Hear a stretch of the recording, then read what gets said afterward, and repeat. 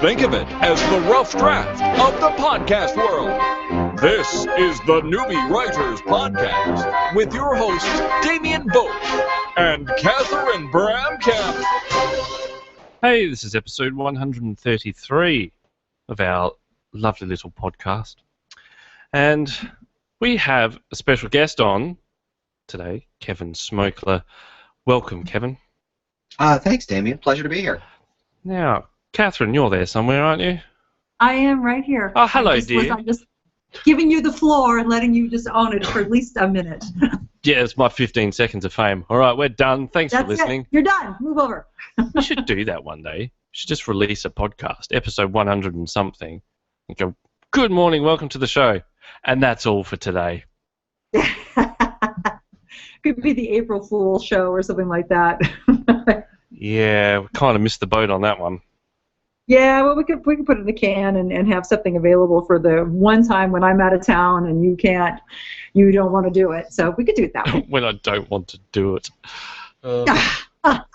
Not possible, right? No, well, you know, next time when I ask for a bowl full of green M&Ms, I expect a bowl full of green M&Ms.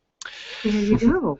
There you go. Well, so we have Kevin here because he has written a really interesting book, and Kevin, I loved listening to you talk at the San Francisco Writers Conference. Oh, thank you. In February. Yeah, it was really interesting, so that's why we're having you here.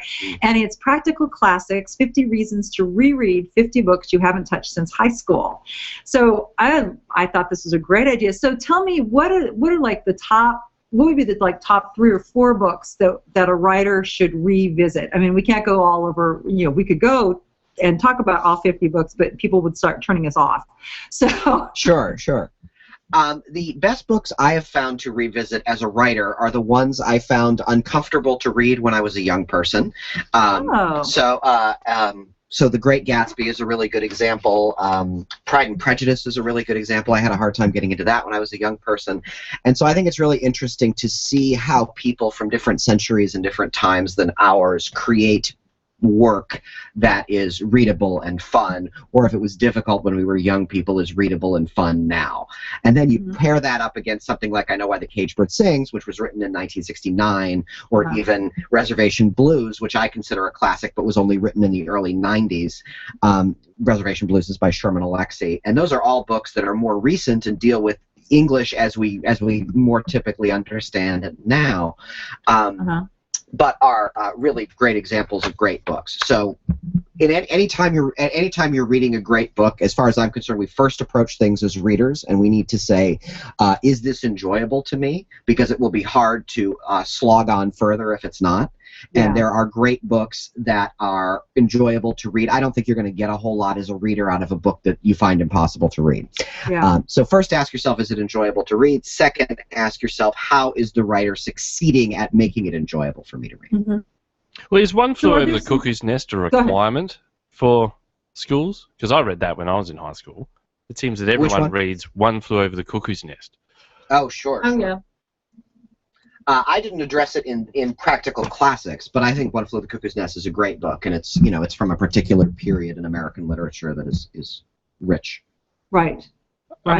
Is there books? Have you found classic books that maybe we slogged through them in high school and thought, oh my God, this is like impossible, and then when we do revisit it, and Faulkner, I'm looking at you. Sure. We do revisit it as adults, and it's still hard to get through. I mean, have you come across a couple like that where it's so written in the vernacular, or it's so convoluted like Ulysses that Sure. it's hard it's hard for every generation. Absolutely, and we may not, there's only so much life, and we may not get to those. And perhaps this is advice that English teachers hate, but I think 1 of every 10 books you read should be difficult or challenging as a reader, but that's it. First and foremost, reading is meant to be an enjoyable activity, and there are simply too many good books out there that are enjoyable, that are also enjoyable for us to spend a whole lot of our time clearing that first high wall of it not being enjoyable to read. As writers, though, I think the difficult ones are particularly important because fundamentally they succeed for a reason. I'm not a Faulkner fan. I will never be a Faulkner fan, and I don't think my life is any poorer for that. Faulkner, but if I was a novelist who wrote books about rural Mississippi during the Depression, I would have a hard time saying, Faulkner is not for me, and I'm just gonna pass that one by in my right. research and prep. Since I don't, I can avoid Faulkner. But if that was your thing, you've got to you have to know the field of play or the arena your work is going to exist in, and there are giants in all of those arenas. And if rural Mississippi and the Depression is your thing, then you've got to read Faulkner. Yeah. I agree, and I think that sometimes we forget that as modern writers, and especially if you don't have a background in English or literature, is that you forget that you are creating a piece that's going to get lined up with a number of other writers that go as far back as you want to go back. So I consider myself a Californian writer, and so I want to read, and I make an effort to read California writers because they're capturing things that I want to absorb and perhaps acknowledge in my own work. Of course, and we could certainly say, well, I've read Diddy and Wallace Stevens and John Steinbeck, and enough's enough, and I've done my California writers thing, and I would say, well, I would probably want to read someone who's still alive, and you may even want to read someone from the earlier days of California. Those three are all 20th century people, so Right. The more we know about the arena our work is going to exist in, the better we will be, and that generally exists across boundaries of space and time. I can't tell you how many writers I talk to who say, "Oh, I've written a sort of fantasy novel about a kid who discovers he has superpowers," and I say, "Where'd you get the idea from?" And they say, "Harry Potter." And I said, "Have you ever read Tolkien or The Wind in the Door or Wrinkle in Time?" And they say, "No, what, really?" And the one generation removed is fine if you're 19 years old, but if you're an adult, I think it's going to be assumed that your work should have more wisdom and depth than that. Yeah, I agree, and just like I'm working on some time travel books, and so I read Bellamy's Looking Backwards, and I grew up with Wrinkle in Time, Wind in the Door, and you need to. I agree, because you need to have that background, even if it's maybe not like high on your list. It's like, oh, could I just read another Terry Pratchett and call it good? Right. But you want to you have to kind of make that effort, and that goes back to rereading Great Gatsby or Pride and Prejudice, both of which are amazing books as a first time around and the second time around. And here's something else too that I'm sure you've covered, you bring something different to a book every time you read it, because the reader brings information and background into that work. That's what's interesting. Absolutely. I have very poor memories of reading Pride and Prejudice for the first time because I was a 14-year-old boy and I didn't understand why a 14-year-old boy should read a book where everybody is dressed in a bonnet and eating off of blue pattern china. I just didn't get that. Well, I'm a 30-year-old man and I still think that, but anyway. Yeah. And then I read it recently and I was like, you know what? Jane Austen is not particularly, Jane Austen is not your best girlfriend when you read this book. There's nothing giggly about Jane Austen. In fact, Jane Austen finds the plight of the people in this book rather silly. And as such, I feel like Jane Austen is kind of the godmother of British comedy. There's pretty much a straight line from Jane Austen to P.G. Wodehouse to Monty Python and to Mr. Bean. Because her book is essentially, all of her books, especially Pride and Prejudice, are about trying to be a dignified person in a circumstance that pulls at your dignity. It's a very British endeavor in that respect. But to think that Jane Austen had nothing for me as a 14-year-old boy was to miss what she was actually doing. Yeah, and that could be the fault. Now, there's a movement which I think is good. I think James Patterson is actually helping with it.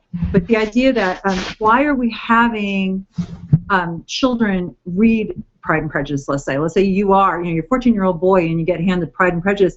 Well, wouldn't we be better served if we handed you something that you would enjoy initially, instead of assuming, oh no, all reading is about these dry classics, which is how it's perceived? Yeah, and I hope the answer to the something you would enjoy isn't how about a James Patterson novel, but right. No, and I'm not going there because there are other books. I think that we don't necessarily need to keep to such a limited canon, and particularly with young people. When I teach literature, I throw out all sorts of stuff and then explain it, and we get a whole different appreciation for what's going on. Absolutely. And I think, this is a question that I have a hard time reconciling because I get asked it a lot. If we don't give a kid The Great Gatsby or To Kill a Mockingbird in the 9th grade, is that kid going to get The Great Gatsby or To Kill a Mockingbird at any other time in life? Because once we've released them into the wild and they're no longer in school anymore, we can't tell anybody what to read. And so it feels a bit desperate to me that we're saying, we have to give them all the good stuff now while we have them as a captive audience. But maybe that just puts a greater onus on making reading enjoyable in the first place. So you are inclined once it's your choice to read some of the classics. Yeah, and I think part of and I know that this is true. I have 2 children. One is a reader and one is not a reader.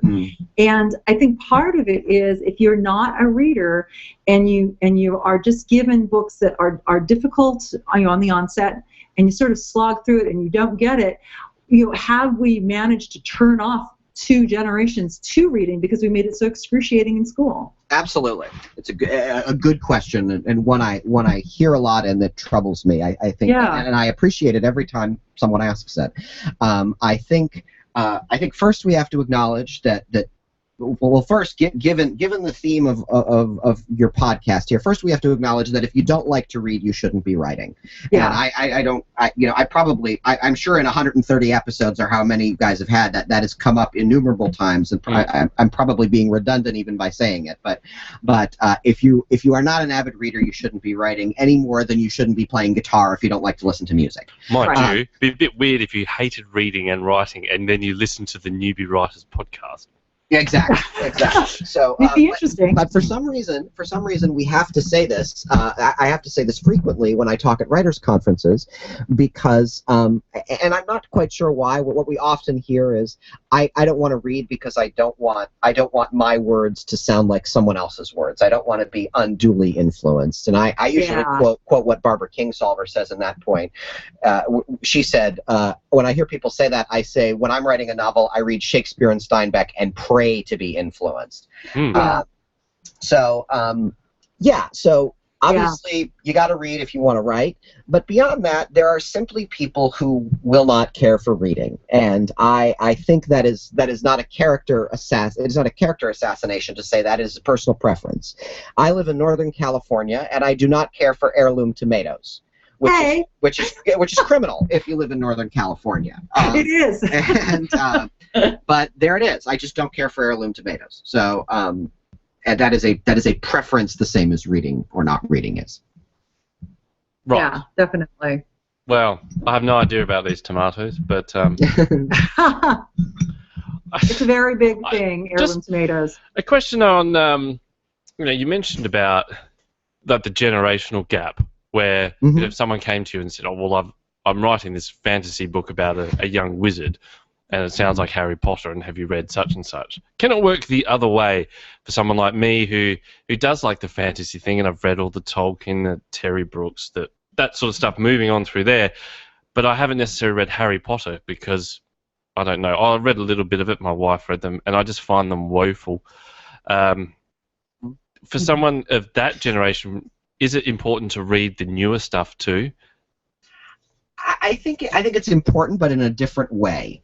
You have to know what sort of environment your work will be entering into once you begin communicating with agents or communicating with editors, or once you make the decision to self-publish and are talking to yourself and your team about how to promote your work. You have to know what's out there and what is being read and has been read in recent history that is similar to you, because that is the first question people will ask when they say, "Tell me about your book."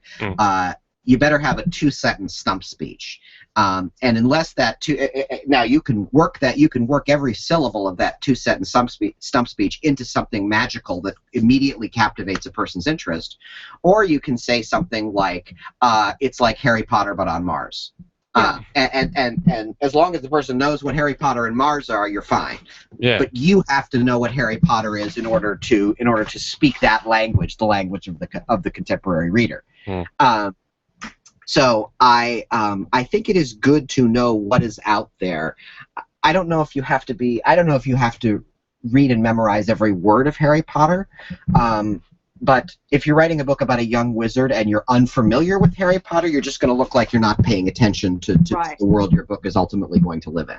And I think that can get you into trouble as well, because if you're not clear on what Harry Potter did and you make sure that your characters are doing something that's different, you're going to set the reader is not going to be happy with you, and they're going to reject your work. So it's like, oh my God, this is just a cheap knockoff, and you're doomed. Yeah, I mean, when I talk one-on-one with students, I say, like, once in a generation there is someone who is so blindingly talented that it doesn't matter if they're innocent to the greater world of publishing, or to the comparative books that their book will be measured against. You are probably not that person. I know I'm not that person. Right. So we're better off playing the percentages and being educated rather than hoping we're that person. Yeah, I agree. The odds are not in our favor on that one. So we need to do more homework and more reading and more positioning to make sure that our work is as good as we can make it. But no, I'm not going to be the blinding, brilliant talent, so I got to do different work. Yeah. So Kevin, as a author and speaker, that sort of thing, why this? Why have a book or a collection of essays about this, and not just be just an author that writes a fantasy book or a romance book, that sort of thing?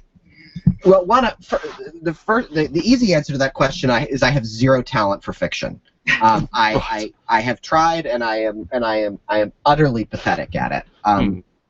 Not that I couldn't, with years of study and practice, like all of us, get better, but I find this world interesting enough. I find this world is all the muse I need. I have and all the inspiration I need. I have no need to invent worlds of my own. Why this particular topic? Well, the story is I had gone to my 20th high school reunion, and I'd had a really good time, not expecting to. Yes.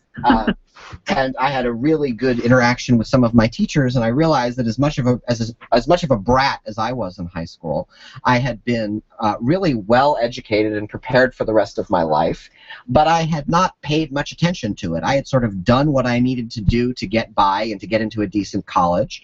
And I thought there was a whole raft of high school education that was of service to me, but I had really gotten very little from. And so I thought, you know what? What if we were to put together a list of books that every educated adult should have read or wants to read? And I brought that to my agent, and she said, Kevin, nobody gives a heck what you think is a list of books that every educated adult should read. And I knew she was right. And so I said, okay, how about if we say these are books you may have read been assigned as a high school student, and now you're a grown-up, and maybe you have nothing but bad memories of The Great Gatsby or The Once and Future King, but a lot of time has passed. Why don't you give it another chance? And she nodded, and she said, I can work with that. Cool. So that's where Practical Classics came from.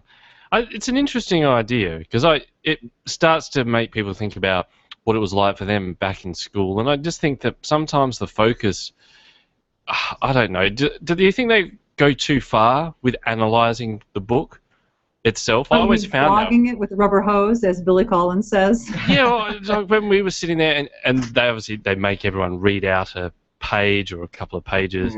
Oh, well, that's brutal. Oh, that's how we used to do it. And you'd always get that one, the footballer. He'd be like, "Do I have to?" Yeah. So, One Flew Over the Cuckoo's Nest sounded amazing when you got three footballers reading it out. But anyway, and then their subsequent girlfriends going, he picked up the the thing, the water cast. Is that right? Jeez. Anyway, but then they try to overanalyze it, and they throw these resounding questions out to the class, which I always found a bit silly. Like, on some level, can't you just take it as a book and say it's well written? But then you get these things about, so what do you think that scene represents for the society of the time it was written in? Right. And I put my head Actually, up. that's our job. I mean, if you have degrees in this, and I have a lot of years, where it's like, what do you think that scene represents? What is the symbolism? And because you've dragged your sorry butt through that for at least 2 years with a master's or more with a PhD, you have to. It's like, okay, I spent all my time on this. I need to inflict this on somebody. Who's the hapless group? So I think that's part of it. This is a place where I get into disagreements with people, because I have, as part of the promotion for Practical Classics, I've been asked to be part of a bunch of chats, online and otherwise, where it's like, let's pick a classic and talk about it as grown-ups. And I'm like, that sounds like fun to me. Let's do that. And then I have to sit around with a bunch of 45-year-olds, talking where they're like, what do you think, the eyes represent in The Great Gatsby? And I'm like, this question was bad enough at 15. Let's not voluntarily put ourselves through this again. When in reality, close readings are interesting to people with English degrees, right? And pretty much nobody else.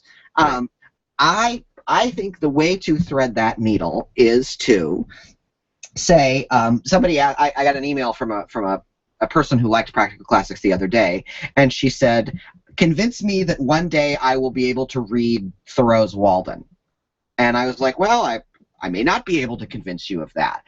The thing I find fascinating about Thoreau's Walden is that even though in high school we all thought it was fabulously sexy that Thoreau went and lived in the woods for 2 years, in reality he lived about a half mile from home and walked home on the weekends to have his mother do his laundry. Right. And his female friends would bring him casseroles for dinner. Exactly. Thoreau had it pretty damn good.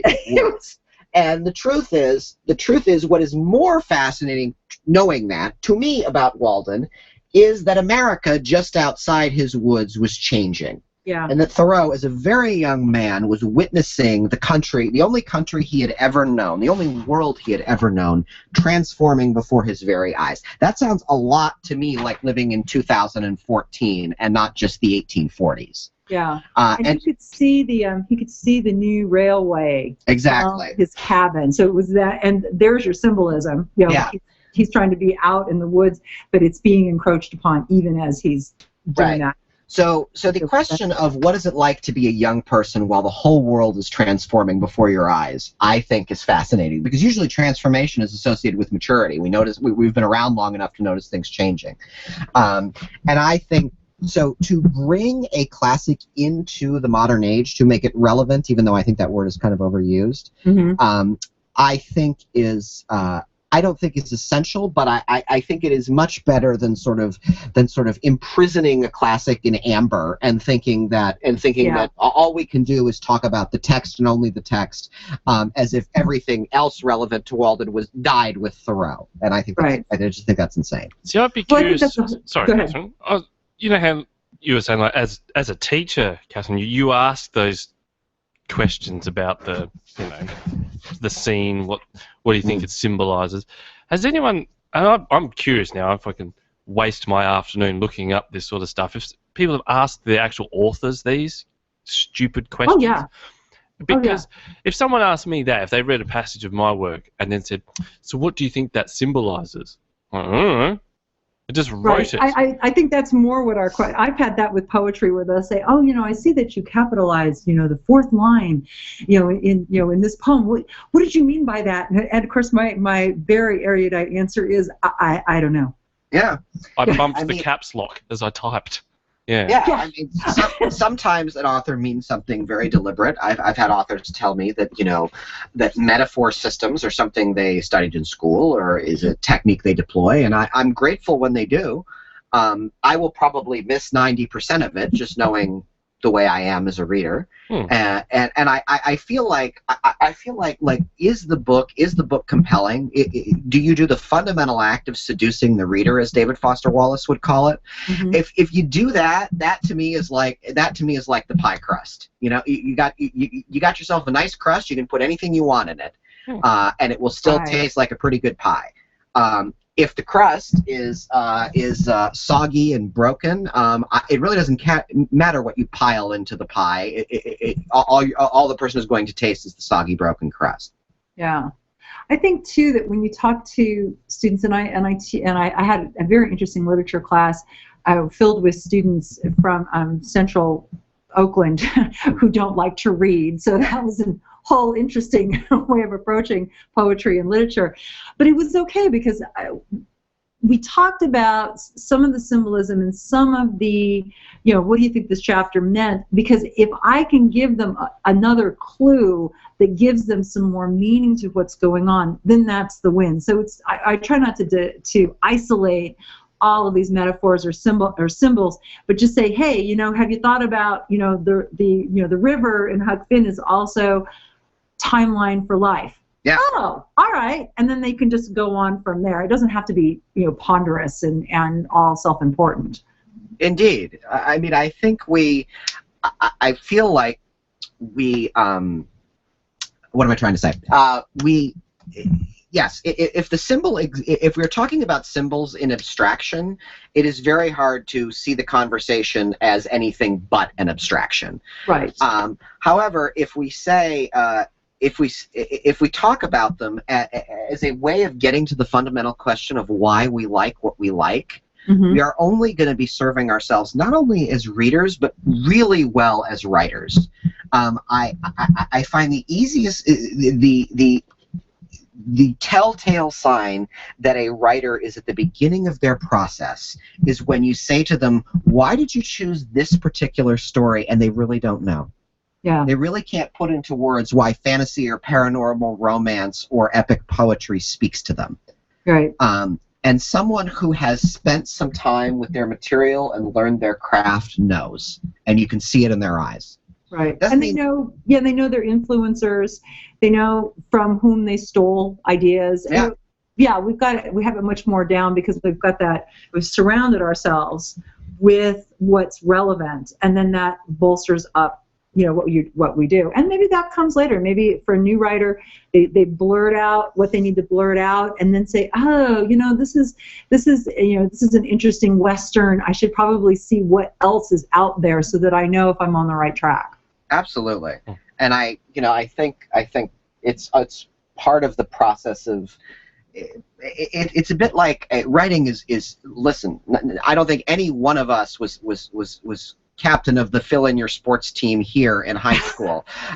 No. But writing is way more like athletics than us former and current nerds like to admit. We get better by practice and by endurance. And and that not only improves our craft, but it improves our sense of where we belong in sort of the historical timeline. Yeah. And the greatest athletes feel that way too. The greatest athletes will say, I took a little bit of my jump shot from here and a little bit of my fast break from here, and that's who I learned from. Those people are my teachers, and we must, as writers, we must ask for and strive for the same. Yeah, and good. That's a good metaphor. For the record, I was the captain of the soccer and cricket team. But anyway, well done. I was one of those. And I for the tennis team. I was one of those popular nerds. I was a writer back when I was little. I was. The question I've got is, how many of these 50 books did you read?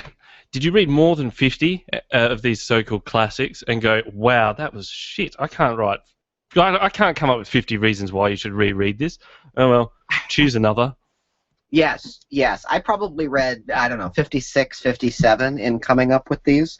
I spent a lot of time coming up with the list, so I didn't wander down. I didn't go on too many wild goose chases. But I did, like in the case of, I really wanted to include a James Baldwin book, and I read the wrong one, and by the time I course corrected, it was too late. And there was a few cases where I only had 10 months to do this book, so there was a few cases where I had to insert things that I had read so many times I didn't need to read again. And then there was a few times where I had to read really fast and probably not get everything. Yeah. But yeah, and then I actually included the Scarlet Letter, which I didn't like then and don't like now, and that book was sort of a stand-in for the very act of difficult reading. Meaning we won't every book we pick up is not designed to give us a hug. Yeah. Some of them are that one definitely wasn't. Yeah, some of them are designed to confound us, but if there's a little, if there's a little thread like the one tied to the Minotaur at the end of the maze that we can follow, then the act of doing it will be rewarding. Was there any Moby books Dick in that group as well? There was no way. I'm just not a fast reader, and there was no way I was going to be able to finish something the size of Moby Dick and still keep to my timeline. Yeah, we mentioned the Scarlet Letter because Hawthorne told Melville to make his next book like really deep and symbolic, and so we did. And Moby Dick tanked his career. So I was just curious. Poor guy. Yeah. Yeah.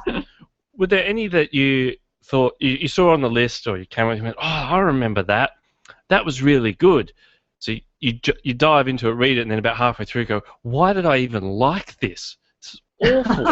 Yeah. I mean, I'm a big Kurt Vonnegut fan, but the Kurt Vonnegut that I was exposed to in a high school class was Slaughterhouse-Five, and I came back to Slaughterhouse-Five, and I think it's a brilliant book, but I think it feels more like a brilliant book when you're 16, because it is. I don't know. I am convinced the first 10,000 copies of Slaughterhouse-Five all ended up smelling like Cheech and Chong's garage. I mean, it is just a book soaked in the drug culture of the late 1960s, and if that's not your thing, which it's not for me, I just didn't find it as trippy and wild as a 40-year-old. I found it a little repetitive and dull. That said, I consider it. I mean, that happened to be the one I read in high school, and I consider it my mistake because I think Breakfast of Champions is an and Welcome to the Monkey House are absolute works of genius, and I probably should have recommended those.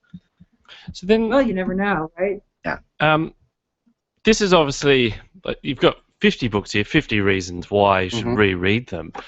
That could also be a little bit subjective too, in a sense, can't it? Because everyone has their own sort of tastes and what they sort of think.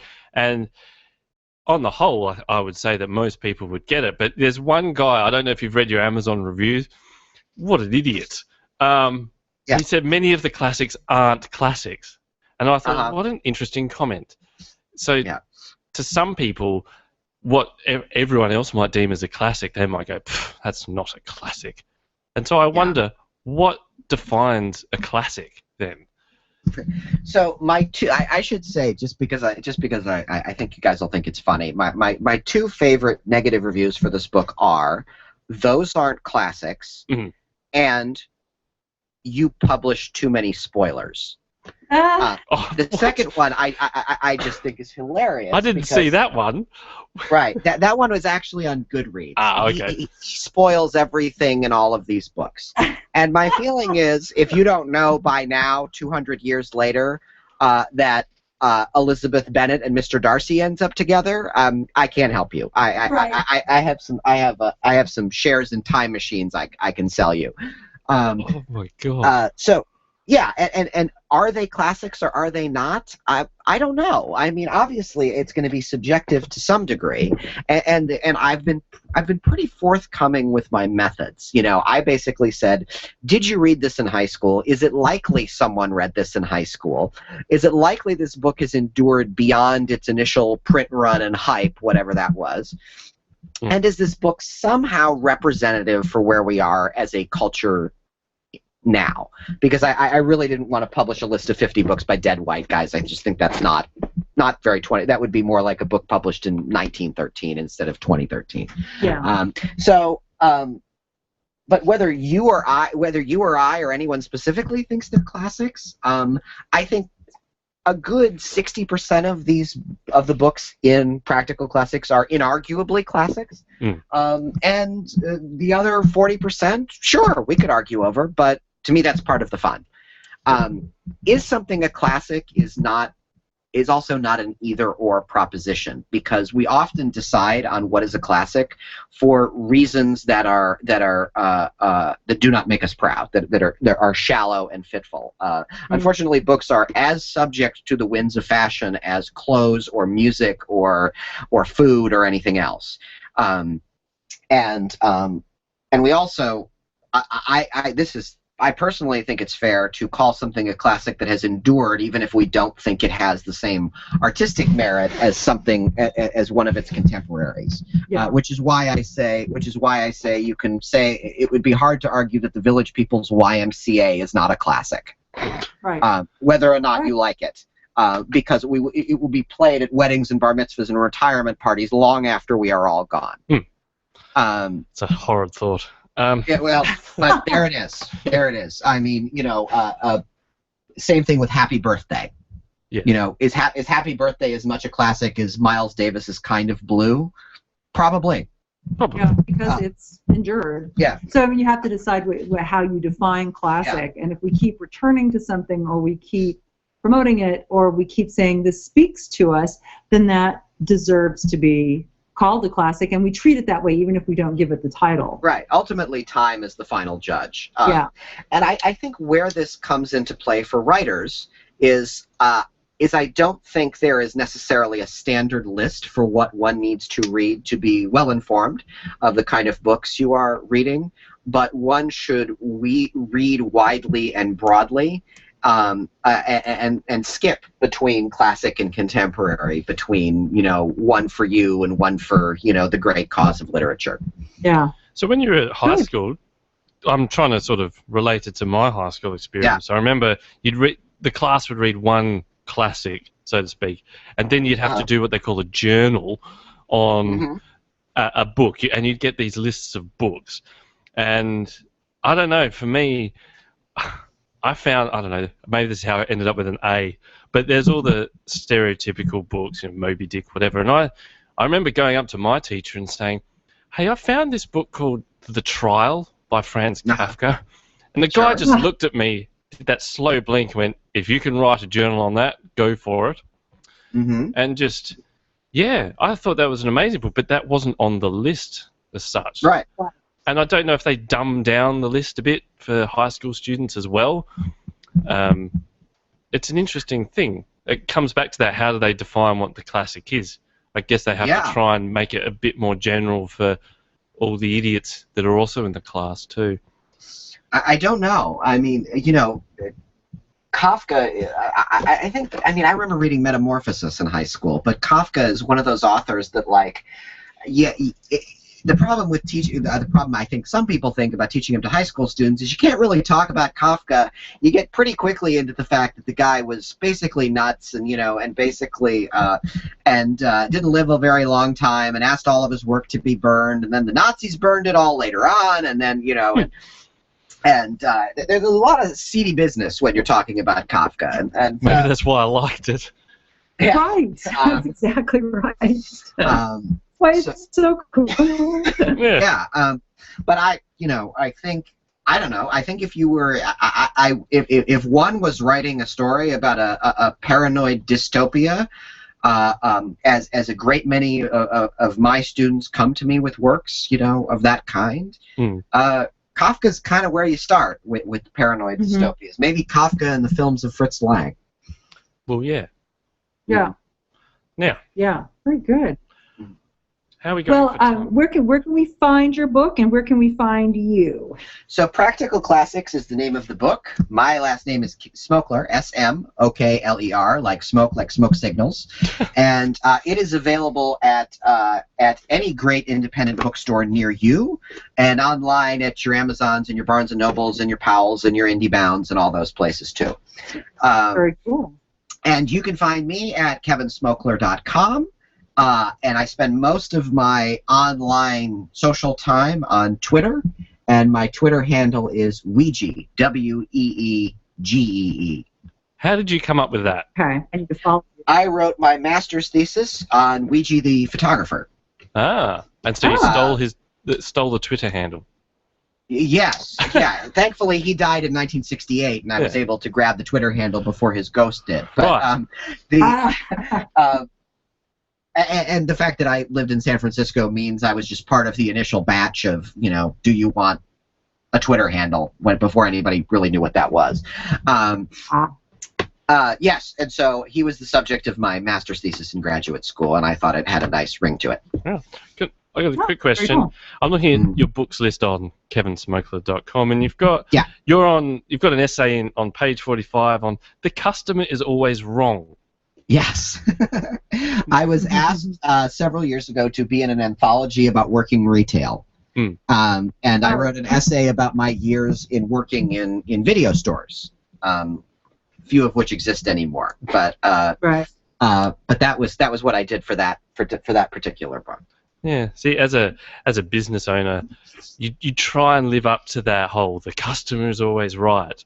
But yeah, look, on the whole, yes, I'd say they are. There's that small percentage where the customer has some sort of mental disability, and no matter how we used to say amongst each other and out of earshot of our boss, the customer isn't always right. Right is always right. Yes, that's exactly. There's correct, and then there's just plain annoying. But that's okay. All of my customers are fantastic. There you go. Other than there you go. All right. Well, all right. Stick around. We've got a few other things we need to do. Do you use prompts, Kevin, or do you give out prompts or come up with prompts when it's? A version of prompts. I usually I am no more excited to sit down and write than any of us are in the morning, and so what I usually say to myself is I have to give myself permission to be bad before I can be good. So I usually say to myself, I will usually write, what am I trying to say at the top of the page? And then just below it, I will write, I am trying to say, and I will sort of dictate to myself in the plainest and dumbest possible language I can. And then I will do that again, and then pretty soon I have the sort of hay that I can spin into gold. But I need to start with a lot of hay and a long pitchfork. Yeah. All right. Well. Yeah, Natalie Goldberg suggests that when you get stuck, you stop everything and say what I really want to say. Yeah. And then go from there. Yeah, it's a good. I agree. I've done that myself, where it's like, okay, that's not really what I want to say. What do I really want to say? Yes. I find the moment you throw up your hands and say this is hopeless is exactly the moment where you're ready. Yeah. Where you can get it. That's like the runner lowering themselves into the blocks. Yeah. Yeah. So as soon as you throw up your hands and say this is hopeless, congratulations. You've lowered yourself into the blocks. Now it's time to run. There you go. Now drop down and give Ready me 20. to go. Well, this week's prompt, Catherine, did you want to read that out? You've come up with this one. Sure. So, and I don't even know what inspired the prompt to inspire the writing, but if you think of the idea that you can change one thing. You can change one physical aspect of yourself, or you could change something that happened in your past. You could change one person in your family. If you could change one thing, how would that affect everything else? Interesting. It's a good one. What would you change, Kevin? One thing about myself that would change everything else? Yeah. I think it would be interesting to go through the world for a day or a week or a long period of time not being able to speak.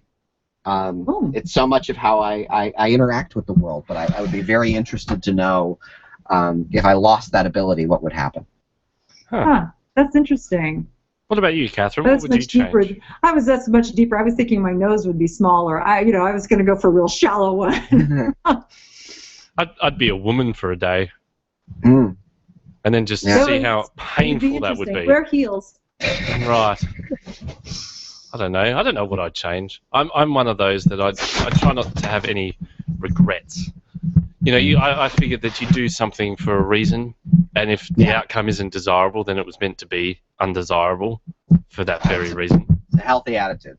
Yeah. Yeah. Because if you spend your life going, oh man, I really wish I didn't call my boss an a-hole at that job, I might have actually kept it. No, you were probably meant to. He probably was an a-hole. So, right. I don't. Does that one? But it's a thought. If you want to write about what would change in your, what one thing could your character change, and how would that change everything? It's the butterfly effect, if you will. Sure. Of what one little thing that's altered, can that change in an entire future or an entire life? So that's my heavy duty thought for this week. I mean, if you ask my wife, she'd say, well, you should change your attitude and stop being so cranky. And I'll say, vice that's versa. part of your charm. Yeah. Exactly. I need to record that too. Anyway. Well, I'm on record. So are you ready to take a shot at Word of the Week? Certainly are. Now, the Word of the Week is not... Look, do you remember a few shows ago, I had to, Catherine, I had to pull this one out. So this should be the Word of the Week. I like wanker. Oh, okay. Yeah. I like wanker. Anyway, this... random. This is from Arlene Miller's Weird and Wonderful Words, found on her blogs, bigwords101.com. And, oh, geez, I didn't even read this prior to. Collapsiate? Collapsiate. Is that how you say it? Yeah, I think like collapsiate would be right. The delusion that things are more beautiful than they really are. Oh, I have that in the mornings. There must be a root that means beauty. Collapsiate. Collapsiate. There you go. All right. Let's do a tortured sentence. So do you ever or do you want to bring out your dad? Well, either one. I'll do tortured sentences. It's on the list first. All right. Next time, don't put the wrong emphasis on the right syllable. Tortured sentences. Now, that was actually recorded when Kevin was trying to go through Moby Dick and decided not to. Took a while then. Took a while, but we got there.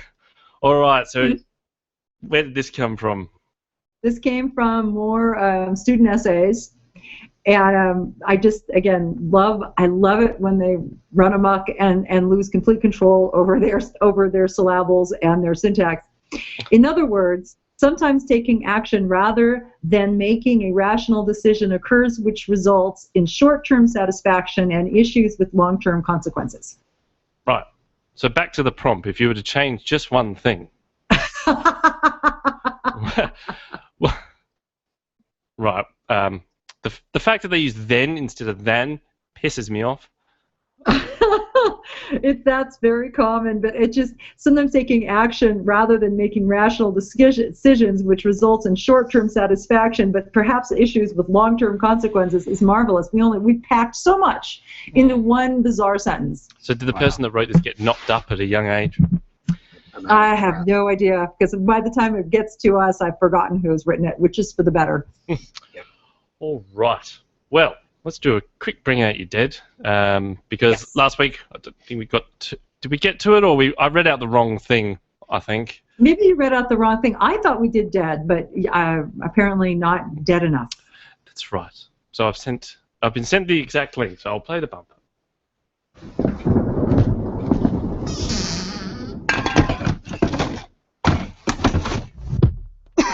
Must be this dusty old tome. Gotta wait for the thunder. This dusty old tome comes from Courtney Killian from What Not to Write and WritingTips.wordpress.com. Now, we read out the Tea House Frenzy a little while back, and this one was written a year after. I think she was trying to get into the newspaper or something like that. So I was trying to get in the paper, the Neopian Times. I was rejected, which is not a big surprise. I was half asleep when I wrote it, and it's a piece of crap. That's her words, not mine. So we'll read out just a couple of lines. Okay, yeah. Nikki paced nervously back and forth in her cage as she eagerly awaited her new owner. She didn't know who that was yet, but she was hoping she would find out soon, or to even have an owner soon. Right. How could my owner just abandon me like that, she wailed. I've been in this pound for weeks. Just then, she heard a noise. Dun, dun, dun. It's good to see you again, Miss Gillian, said the pound owner. Please, I've told you before, call me Courtney. Well, that's a new voice, said Nikki to herself. Maybe I actually have a chance of getting out of here now. Just then, a nice-looking girl walked into Nikki's room with the pound owner. Nikki paused to listen. I'm not seeing anything really wrong with this so far, other than using the word soon. It's not clear. It's not as clear because I didn't know if Nikki was talking when I wasn't clear about who was talking to whom and from whom. But it's not woeful. So yeah, Courtney. Yeah. You need to try a bit harder to send me something shit. But that's all right. Not that bad. Alrighty. Now, shout-outs. Kevin, is there anyone you want to give a shout-out to? Oh, shoot. You know, my amazing wife who runs a non-profit making classical music fun for everybody called salon97.com, SALON 97.org, I'm sorry. And I'm working on a book right now about the 1980s and movies from the 1980s, and my publisher is a fantastic outfit out of Los Angeles called Reread Books, and they do great work. And to all of you who keep at this crazy idea of a profession and a life that we've yoked ourselves to like a giant snowball rolling down a hill, but I wouldn't have it any other way. All right, quickly then. Good. 80s movies. Yeah. Your favorite? Oh God, you can't ask me that. I've got to watch like 200 of them for this movie or for this book. So yeah, impossible to answer. But off the top of my head, Ferris Bueller's Day Off and The Breakfast Club and Breaking Away and Real Genius. Way too many. Way too many. Was the movie Warlock in the 80s? I think it was. I believe it was, yeah. Yeah, wow. That's good because it's just awful in that sense. And it's awfully There wonderful. were some awful ones, but then they become cult classics. So, I mean, we've got that. We have the distance on that now. Mm-hmm. Yes, but then you can look back and it makes you wonder why they come up with certain things. I always remember vividly, like from that Warlock movie, him, going through a town going, I need to find a child to eat so I can learn to fly. Yeah. Yeah. Okay, that makes sense. There was a lot of those. Anyway. Catherine, shout-outs. Yeah, thank you to Dean for all of his support and for liking the podcast and listening to the podcast. And thank you to my friend Connie, who did a great job promoting and organizing a speaking gig for me at JFK University. And to all of the people who are reading the first chapter of Future Girls and writing me and saying, where's the rest of the book? So I want you all to go to Eternal Press and ask that very question. That would be very helpful. Yeah, actually, because Dean gave us some feedback saying, he liked the sound quality and that sort of thing, which is much appreciated. It's a good thing we don't stream the pre-show then. Right. Bumping and moving and rustling, and then it all just goes click, and she works. Mm-hmm. So yes. There we go. All right. That'll do it. So we've got on next week. We have Alicia Dumans. I think that's how you pronounce her name. Dumans. She's an Amazon expert, and she also has a company that promotes writing your book in a weekend. So I'm looking forward to finding out how the heck you do that. Wow. Yeah, I know, that's what I said. Wow. I might tune into that one and see. Yeah. How do you write a book in a weekend? I mean, if you try and even break it down, sort of 60, 70,000 words. That's. And if you write 1,000 words in an hour, which is like smashing out a lot. Oh yeah. That's still 60 to 70 hours worth of typing. That's what we're going to find out. There must be some sort of secret, so we're going to find out the secret. Unless the secret is you find an existing book and you change the name on it and post as yours. So I've done this. It is the weekend, and I've just released Practical Classics: 50 Reasons to Reread 50 Books You Haven't Touched Since High School, by me. Go buy it. It's on Amazon. Bound to happen. Bound to happen. There you go. Thank you, Kevin, for being on. Oh, you're very welcome. Thank Thank you you for having me. All Oh, it was great. Until next week, we'll see you then. Take care. Your book starts here on the Newbie Writers Podcast.